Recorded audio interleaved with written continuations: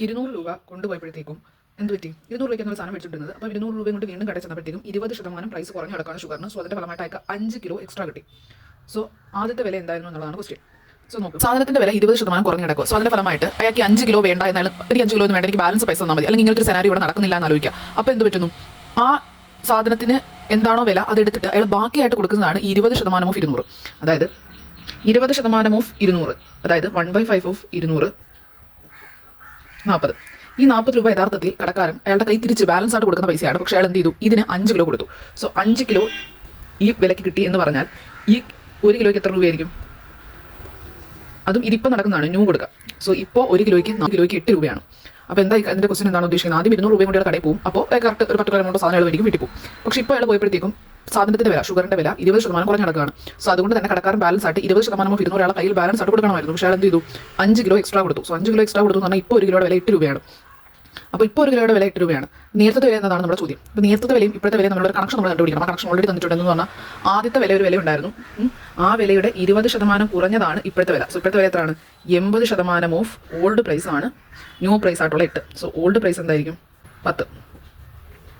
So ഇതിന്റെ case ഇങ്ങനെയാണ്. 200 രൂപയുണ്ടായിരുന്നു ആദ്യം. 200 എന്ന് പറയുന്നത് അയാൾ കൊണ്ടുപോകുന്ന വിലയാണ്. Reduction of 20% in price of sugar enables a person to buy 5 kilogram more for 200. അപ്പോൾ 200 രൂപയും കൊണ്ടാണ് അപ്പോഴും കടയിൽ പോകുന്നത്. പക്ഷേ രണ്ടാമത്തെ വട്ടം കടയിൽ പോയപ്പോൾ 20% വില കുറഞ്ഞ് കിടക്കുന്നതുകൊണ്ട് തന്നെ ബാലൻസ് കൊടുക്കേണ്ട പൈസയ്ക്ക് 5 കിലോ എക്സ്ട്രാ കൊടുത്തു. അതാണ് ഇതിന്റെ കേസ് എന്ന് പറയുന്നത്. സോ ഈ കേസ് നോക്കും, price of a rice is increased by 25%. Consumption അതുകൊണ്ട് എത്ര കുറയ്ക്കണം? സോ ദാറ്റ് എന്ത് വേണം? Expenditure incurred 40% കുറയണം. സോ നോക്കാം, നമുക്ക് പ്രധാനമായിട്ട് എപ്പോഴും ചിന്തിക്കേണ്ട കാര്യം എന്ന് വെച്ചാൽ നമുക്കിപ്പോൾ നമുക്ക് ഈ ഒരു ഇക്വേഷൻ പ്രൈസ് ഇൻറ്റു കൺസപ്ഷൻ ആണ് എക്സ്പെൻഡിച്ചർ. അപ്പം നമ്മളെ സംബന്ധിച്ച് നമ്മൾ പ്രൈസ് ഇൻറ്റു നമ്മൾ ഒരു സാധനത്തിന്റെ വില നമ്മൾ എത്ര എണ്ണം വാങ്ങിക്കുന്നു വെച്ച് സീക്രട്ട് നമ്മുടെ കയ്യിൽ നിന്ന് പോകുന്ന പൈസ, അഥവാ എക്സ്പെൻഡിച്ചർ. കടക്കാരനെ സംബന്ധിച്ച് റവന്യൂ ആണ്. ഒരു സാധനത്തിന് അയാളുടെ വില എത്ര എണ്ണം ഒരാൾ വന്ന് മേടിക്കുന്നു അത്രയും പൈസയ്ക്ക് റവന്യൂ ആയിട്ട് വരും.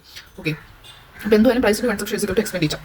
മൾട്ടിപ്ലൈ ചെയ്യുന്ന കേസിൽ നമ്മൾ സക്സസീവുകളാണ് പെർസെൻറ്റ്. ഇപ്പോൾ ഒരെണ്ണത്തിൽ എത്ര പെർസെൻറ്റ് ചേഞ്ച് വന്നു, രണ്ടാമത്തിൽ എത്ര പെർസെൻറ്റ് ചേഞ്ച് വന്നു എന്ന് പറയുമ്പോഴത്തേക്കും ഓവറോൾ എത്ര ചേഞ്ച് വന്നു എന്ന് കണ്ടുപിടിക്കണമെങ്കിൽ നമ്മൾ സക്സസീവ് എടുക്കണം. കാരണം ഈ ഇക്വേഷൻസ് മൾട്ടിപ്ലൈ ചെയ്തിട്ടിരിക്കുകയാണ്.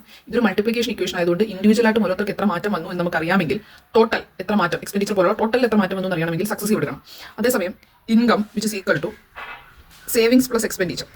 ഈ ഇക്വേഷൻ പ്രത്യേകത ഇതൊരു സം ഇക്വേഷൻ. നമുക്ക് സേവിങ്സും എക്സ്പെൻഡിച്ചറും ആഡ് ചെയ്താൽ ഇൻകം കിട്ടുന്നത്. അപ്പം സേവിങ്സിൽ ഒരു മാറ്റം വന്നു നമുക്കറിയാം, എക്സ്പെൻഡിച്ചറിൽ ഒരു മാറ്റം വന്നു. അപ്പോൾ മൊത്തത്തിൽ ഇൻകത്തിൽ എത്ര മാറ്റം വന്നു എന്ന് അറിയണമെങ്കിൽ നമ്മൾ ഇവിടെ ചെയ്തത് അലിഗേഷൻ ആണ്.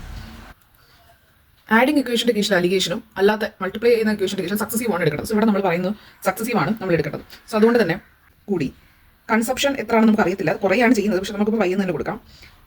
Plus X into 5/100. ഇത് ചെയ്തപ്പോഴാണ് ഓവറോൾ എക്സ്പെൻഡിച്ചർ എത്ര മാറ്റം വരണം? -40. കാരണം എന്താ? Expenditure decreased by 40%. സോ ഇവിടെ നമുക്ക് സോൾവ് ചെയ്യാം. ഈ 25 അവിടെ പോയി കഴിഞ്ഞാൽ -25 ആവും. സോ y പ്ലസ് -52 എന്ന് വരും. അതായത് ഇവിടെ കുറയാണ് 52%. സോ ഈ ക്വസ്റ്റ്യൻ നോക്കും, ഇവിടെയും നമുക്ക് multiplication price of a petrol increases by 7. So 7% increase ചെയ്യുന്നുണ്ട്. എത്ര കൺസപ്ഷൻ എത്ര കുറയ്ക്കണമെന്നാണ് ചോദിക്കുന്നത്. നമുക്ക് വൈകുന്നേരം എടുക്കാം. കാരണം നമുക്ക് ഓൾറെഡി ഇക്വേഷൻ ചെയ്തത് മൈനസ് ആണ്, പ്ലസ് ആണെങ്കിൽ ഇൻക്രീസ് ആയിരിക്കും, മൈനസ് ആണെങ്കിൽ ഡിക്രീസ് ആയിരിക്കും. സോ ഡിക്രീസ് ഇൻക്രീസ് നമ്മൾ നോക്കുന്നില്ല, വൈകിട്ടു by the consumer so that the expenditure of the petrol remains same. ഇവിടെയാണ് നമ്മുടെ പ്രത്യേകത. എന്തായാലും ഞാൻ ഇവിടെ എഴുതും x plus y plus xy/100 is equal to നമുക്ക് ഇവിടുത്തെ ചേഞ്ച് ആണ് എഴുതുന്നത്. 7% ചേഞ്ച് വന്നു, 5% ചേഞ്ച് വന്നു. ഇനി കൺസപ്ഷൻ ഇപ്പോഴും ഇപ്പോഴത്തെ കൺസപ്ഷൻ എന്താണോ അത് തന്നെയാണ് ഇവിടെ എന്താണോ അത് തന്നെയാണ് ഇവിടെ. സോ അതായത് ഇവിടെ ചേഞ്ച് ഇല്ല എന്ന് പറഞ്ഞാൽ 0. ഓക്കെ, അതായത് ഈയുടെ 0% ഇവിടെ കൂടിയിരിക്കുന്നത്. ഇവിടെ ഇപ്പോൾ എന്താ സംഭവിച്ചത്? 7% കൂടിയത് പി പ്ലസ് പിയുടെ 7% കൂടെ. ഇവിടെ എന്താ ഈ പ്ലസ് 0% ഓഫ് ഈയുടെ 0% 0 തന്നെയാണ്. സോ ഇത് നമുക്ക് സോൾവ് ഈ 7 അപ്പുറത്തും -7 ആവും. ഡിക്രീസ് ആണ് നമുക്ക് മനസ്സിലായി. ഇനി നമുക്ക് അത് ഓപ്ഷൻ ചെയ്ത് പിക്ക് ചെയ്യണം. സോ 107ന്റെ ഹയറിൽ നിന്ന് നമുക്ക് ലോറിലോട്ട് പോകും. അപ്പോൾ അവിടെ ഏറ്റവും വലുത് 6 അല്ലേ കൊടുത്തിരിക്കുന്നത്. അതായത് 107 ഡിനോമിനേറ്റർ വരും. സോ അത് നമുക്ക് മനസ്സിലായി. 107 × 6 ചെയ്യാം. 2 58 700 വരുന്നുണ്ട്. സോ അതുകൊണ്ട് തന്നെ ഫസ്റ്റ്